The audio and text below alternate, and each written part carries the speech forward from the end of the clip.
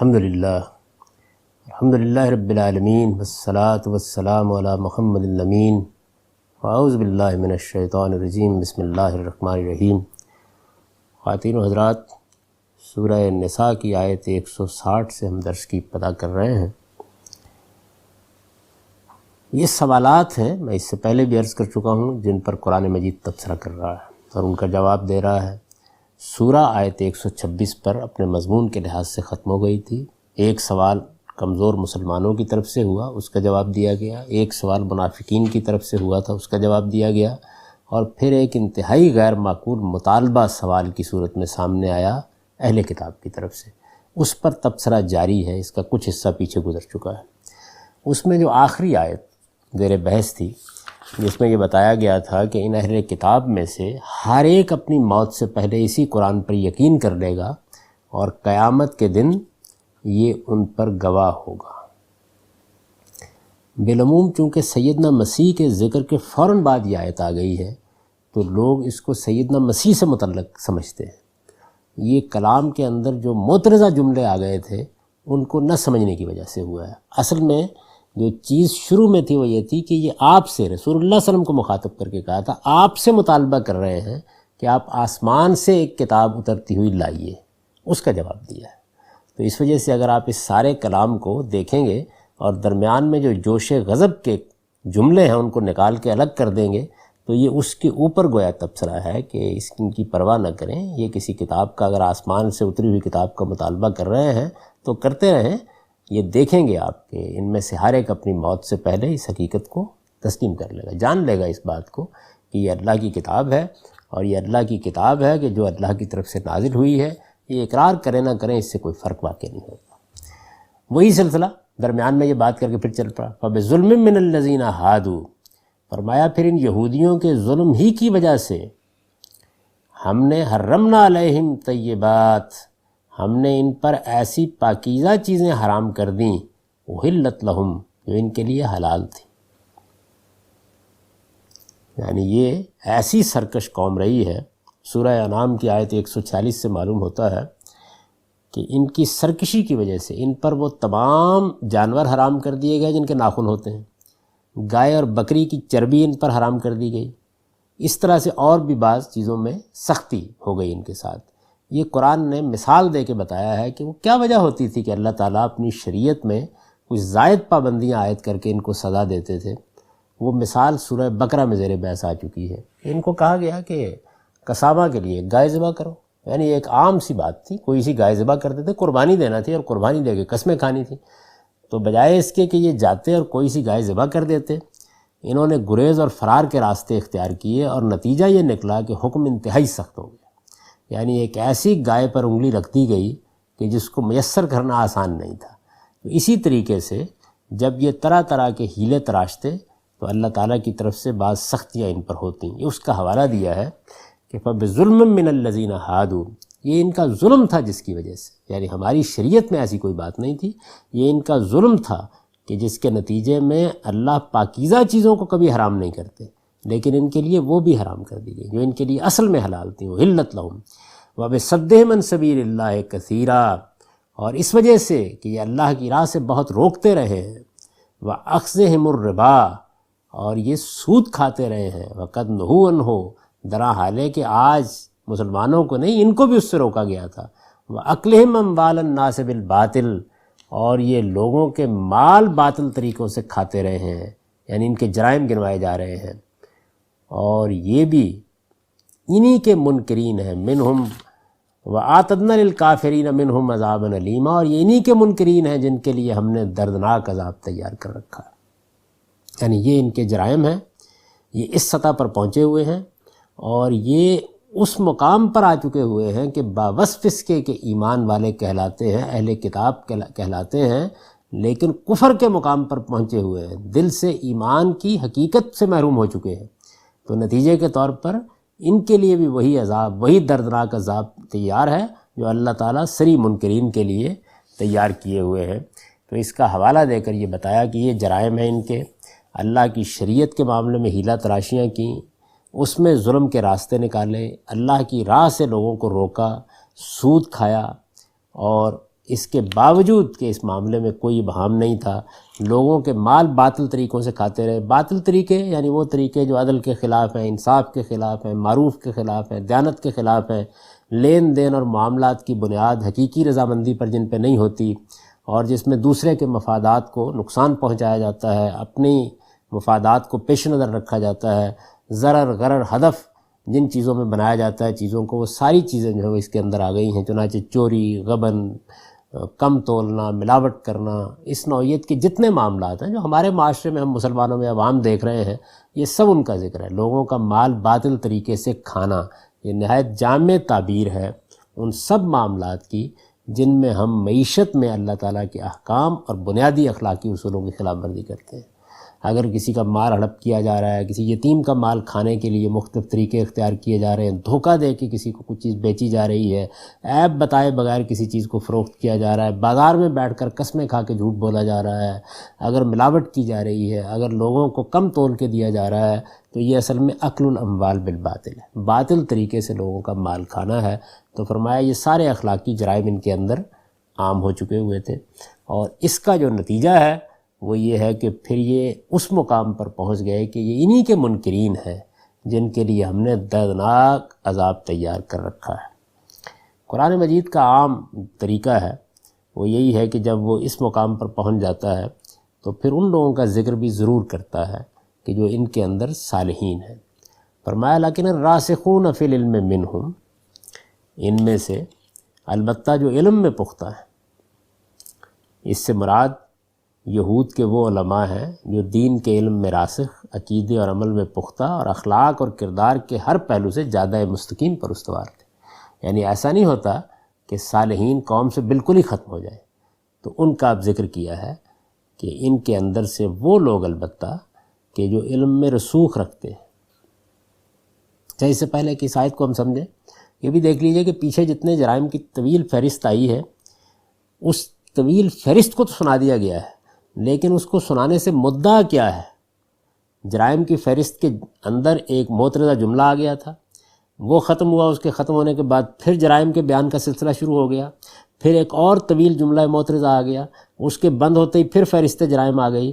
یہ جو اسلوب بیان اختیار کیا ہے قرآن مجید نے، یہ متکلم کے زور بیان، جوش، سامع کی ذہانت، دعوے کی قوت، وضاحت اور فیصلے کے مستغنی عن البیان ہونے کو ظاہر کرتا ہے۔ یعنی جب آپ جرائم گنوا رہے ہیں تو یہ بتانے کی ضرورت نہیں ہے کہ یہ کس انجام کو پہنچیں گے۔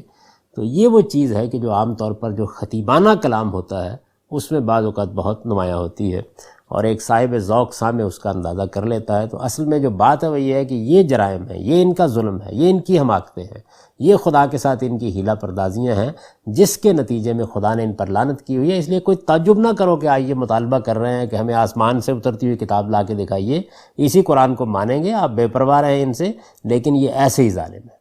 تو یہ ہے اصل میں اس سارے کلام کا مدعا۔ تو اب یہ بتایا کہ ان کے اندر وہ لوگ البتہ کہ جو علم میں رسوخ رکھتے ہیں وہ کیا کریں گے؟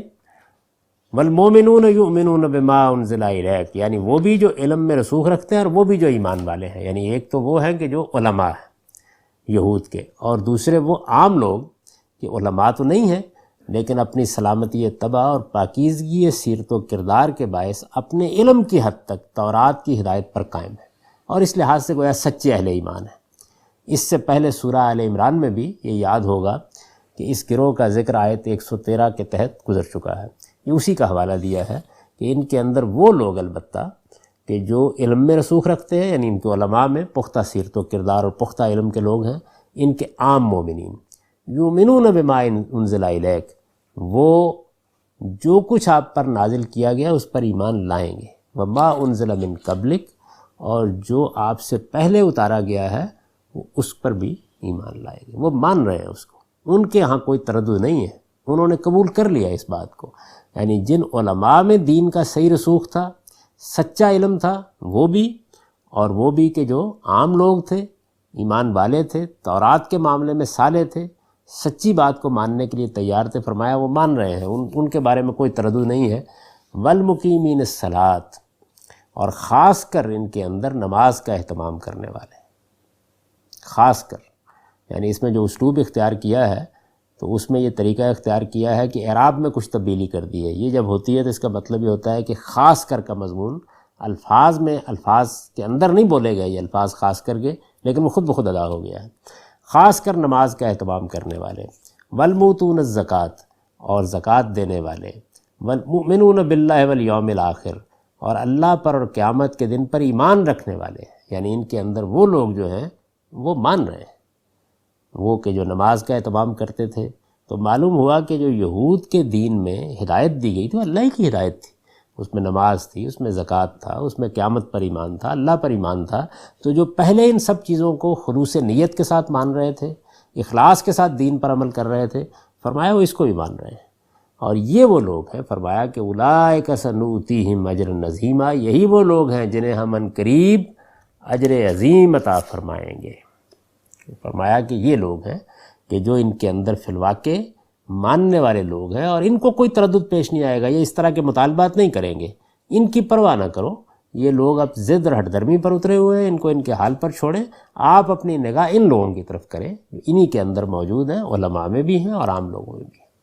انا اوحینا الیک کما اوحینا الی نوح والنبیین من بعدہ واوحینا الی ابراہیم واسماعیل واسحاق ویعقوب والاسباط وعیسیٰ وایوب ویونس وہارون وسلیمان وآتینا داود زبورا۔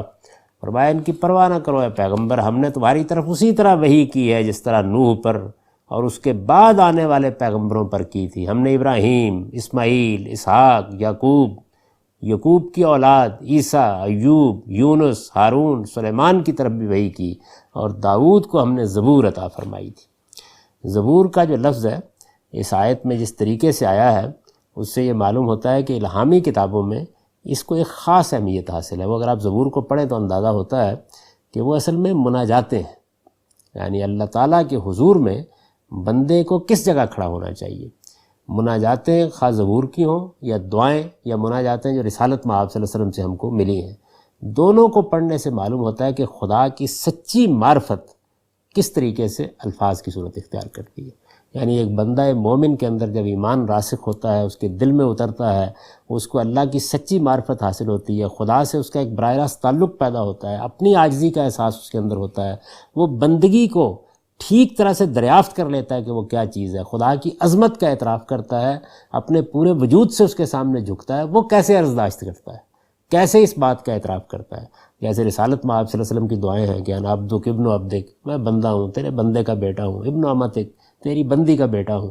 تو یہ جو الفاظ ہیں، ناصیت بیدک، میری پیشانی کے بال تیرے ہاتھ میں ہے، اور پھر یہ کہ عدل فیہ قضاؤک، تیرا جو فیصلہ ہے میرے ہاں وہ سب انصاف پر مبنی ہے۔ تو کس طرح بندہ اپنے آپ کو اپنے پروردگار کے سامنے پیش کرتا ہے، وہ زبور میں بہت نمایاں ہے۔ تو فرمایا کہ ہم نے اس سے پہلے جو وحی کی تھی وہی وحی ہم نے تمہاری طرف بھی کی ہے۔ وَرُسُلٌ قَدْ قَصَصْنَاهُمْ عَلَيْكَ مِن قَبْلُ، ہم نے ان رسولوں کی طرف بھی وحی بھیجی جن کا ذکر تم سے پہلے کر چکے ہیں۔ وَرُسُلًا لَمْ نَقْصُصْهُمْ عَلَيْكَ، اور ان رسولوں کی طرف بھی جن کا ذکر تم سے نہیں کیا۔ وَكَلَّمَ اللَّهُ مُوسَىٰ تَكْلِيمًا، اور موسیٰ سے تو اللہ نے کلام کیا تھا جس طرح کہ کلام کیا جاتا ہے۔ انبیاء علیہ السلام کے نام جس ترتیب سے یہاں گنائے گئے ہیں ان میں کیا لحاظ رکھا گیا ہے؟ حضرت نوح سے لے کر حضرت یعقوب اور ان کی اولاد کے ذکر تک تو تاریخی ترتیب ہے، اگر آپ دیکھیں تو تاریخی ترتیب کے ساتھ وہاں تک بات پہنچی ہے۔ اس کے بعد ترتیب صفاتی ہو گئی ہے۔ حضرت عیسیٰ، حضرت ایوب، حضرت یونس، حضرت ہارون اپنے خاص نوع کے ابتلاء اور خاص نوع کی تائید الہی میں ایک نوعیت کا اشتراک رکھتے ہیں۔ حضرت سلیمان اور حضرت داؤد نبی بھی ہیں اور بادشاہ بھی ہیں، اور حضرت داؤد علیہ السلام کا ذکر حضرت سلیمان کے بعد لانے کی وجہ خاص اہتمام کے ساتھ زبور کی طرف توجہ دلانا ہے۔ یعنی یہ ترتیب ہے جو اس میں اختیار کی گئی ہے۔ اور سب سے آخر میں حضرت موسیٰ کا ذکر ہے، اس لیے کہ حضرت صلی اللہ علیہ وسلم حضرت موسیٰ مماثل نبی، یعنی رسالت مآب صلی اللہ علیہ وسلم اور سیدنا موسیٰ یہ انبیاء کی تاریخ میں مماثل پیغمبر ہیں، اور یہ بات کہ مماثل پیغمبر ہیں اس کا ذکر قرآن میں بھی ہے، کما ارسلنا الی فرعون رسولا، اور حدیث میں بھی۔ تو اس تمام حوالے سے جو قرآن نے حوالہ دیا نا یہ انبیاء کا، اس سے مقصود کیا ہے؟ مقصود یہ ہے کہ یہ انبیاء ہیں جن کے نام اور کام تورات کے صحیفوں میں بیان ہوئے ہیں، اور یہ طریقہ رہا ہے جس طریقے پر اللہ نے ان کو اپنی نبیوں کو وحی کی، اپنے خطاب اور کلام سے نوازا، ان سب سے اہل کتاب واقف۔ اس میں یہ سوال اٹھایا گیا ہے کہ کہیں اس بات کا ذکر تھا کہ اللہ نے کسی نبی پر اس طرح کتاب اتاری جس طرح کے یہ مطالبہ کر رہے ہیں کہ سب اترتے اس کو دیکھیں۔ موسیٰ سے بے شک اللہ تعالیٰ نے کلام کیا جس طرح کلام کیا جاتا ہے، لیکن ان یہود کا اطمینان اس پر بھی نہیں ہوا، اور انہوں نے شبہ وارد کر دیا کہ خدا ہم سے رو در دو ہو کر کلام کرے گا تب مانیں گے۔ تو فرمایا کہ انبیاء کے ساتھ یہی طریقہ رہا ہے، تو ہم نے کوئی انوکھا معاملہ نہیں کیا کہ اس پر یہ اعتراض کر رہے ہیں یا تم سے ایک نیا مطالبہ کر رہے ہیں۔ جو طریقہ اس سے پہلے پیغمبروں تک وہی بھیجنے کا رہا ہے، وہی طریقہ ہم نے آپ کے معاملے میں اختیار کیا ہے۔ اور یہ جتنے پیغمبر بھی ہیں وہ مبشرین و منذرین، یہ بشارت دینے والے تھے، رسل مبشرین و منذرین، یہ بشارت دینے والے تھے اور خبردار کرنے والے تھے۔ یعنی ان کا اصل کام یہ تھا، یہ نہیں کہ وہ آسمان سے اترتی ہوئی کتاب آپ کے ہاتھ میں پکڑا دیں، وہ بشارت اور انذار کے لیے آئے تھے، خبردار کرنے آئے تھے۔ لِأَلَّا يَكُونَ لِلنَّاسِ عَلَى اللَّهِ حُجَّةٌ بَعْدَ الرُّسُلِ، تاکہ ان رسولوں کے بعد اللہ کے سامنے کوئی عذر پیش کرنے کے لیے باقی نہ رہے۔ وَكَانَ اللَّهُ عَزِيزًا حَكِيمًا، اللہ زبردست ہے، وہ بڑی حکمت والا ہے۔ یہ اللہ تعالیٰ نے رسولوں کی بعثت کا مقصد بتا دیا، اور وہ ضرورت بھی بتا دی ہے جو ان کے بھیجنے کی داعی ہوئی ہے، یعنی کیا چیز باعث بنی ہے۔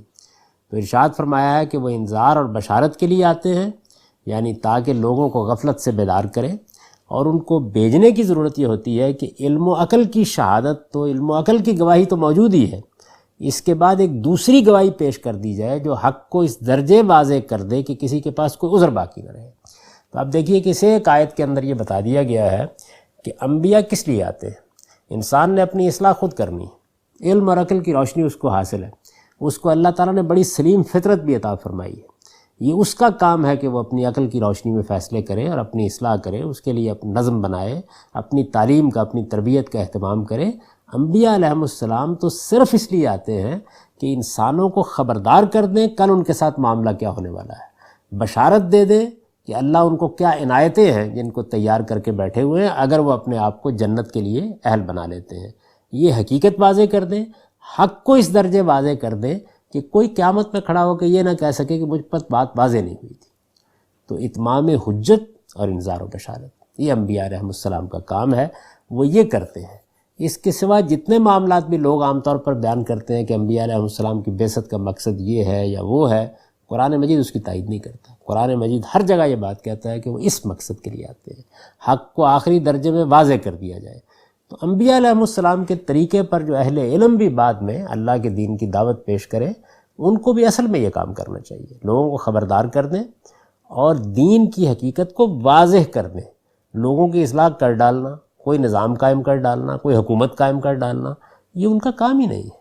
ان کا اصلاً کام یہ ہے کہ حق کو آخری درجے میں واضح کر دیا جائے۔ تو یہاں اس بات کو بھی بیان کر دیا۔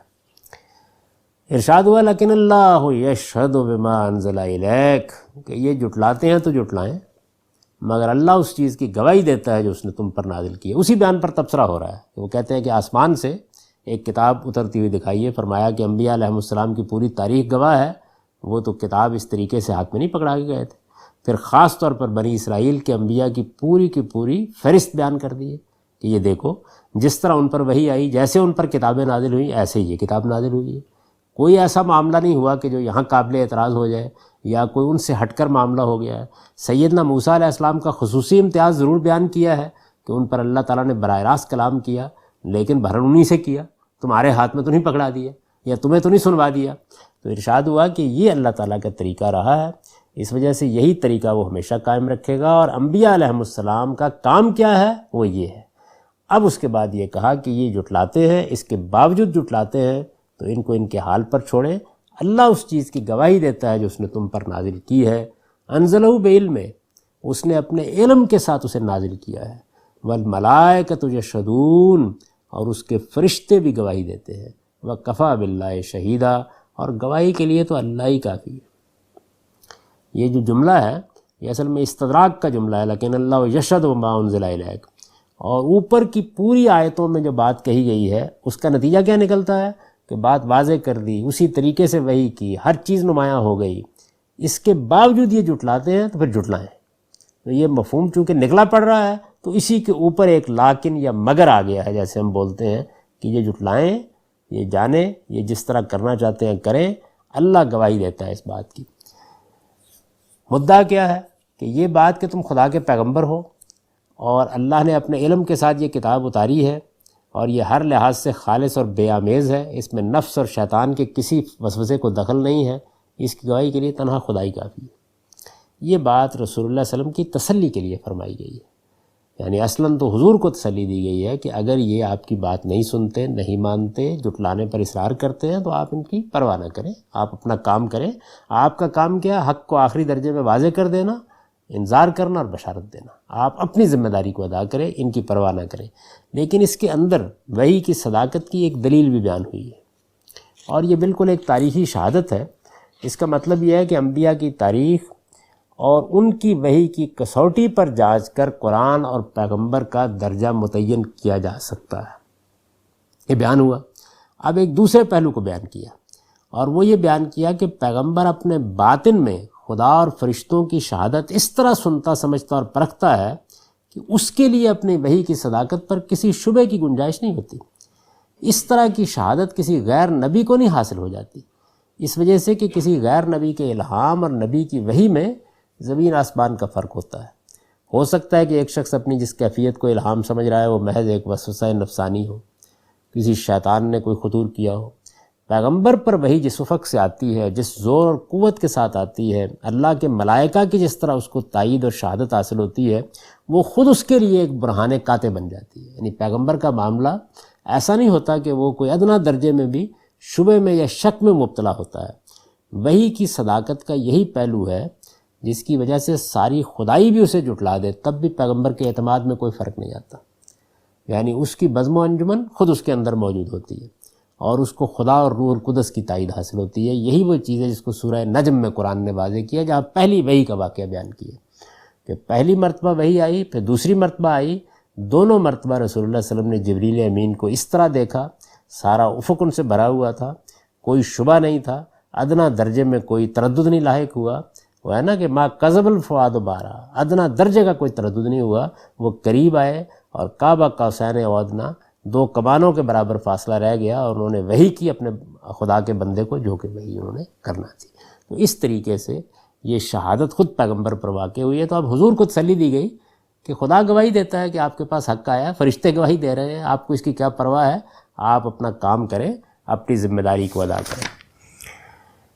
ارشاد ہوا کہ ان الذین کفروا وصدوا عن سبیل اللہ قد ضلوا ضلالا بعیدا، کہ جن لوگوں نے ماننے سے انکار کر دیا ہے اور خدا کی راہ سے لوگوں کو روک رہے ہیں، وہ بڑی دور کی گمراہی میں جا پڑے ہیں۔ ان الذین کفروا وظلموا، اور جنہوں نے ماننے سے انکار کیا اور اس طرح اپنی جانوں پر ظلم ڈھایا ہے، لم یکن اللہ لیغفر لہم ولا لیہدیہم طریقا، اب اللہ انہیں بخشنے والا نہیں ہے اور نہ انہیں جہنم کے سوا کسی راستے کی ہدایت دینے والا ہے، الا طریق جہنم، اب جہنم ہی ان کے لیے ہے، خالدین فیہا ابدا، یہ اس میں ہمیشہ رہیں گے۔ وَكَانَ ذَلِكَ عَلَى اللَّهِ يَسِيرًا، اور اللہ کے لیے یہ بہت آسان ہے، اللہ کے لیے کچھ مشکل نہیں ہے اس میں۔ جب کہ اس نے فیصلہ کر دیا کہ حق پہنچا دیا گیا، ہدایت واضح کر دی گئی، تو فرمایا کہ جب یہ انکار پر اصرار کر رہے ہیں، جھٹلانے پر اصرار کر رہے ہیں، ظلم کرنے کا انہوں نے فیصلہ کر لیا ہے، اپنی جانوں پر ظلم ڈھالے ہیں، تو اب اللہ ان کو بخشنے والا نہیں ہے۔ ان کے لیے اب راستہ جہنم کا ہے، اللہ تعالیٰ وہی ان کے لیے کھولے گا اور یہ وہیں پہنچیں گے۔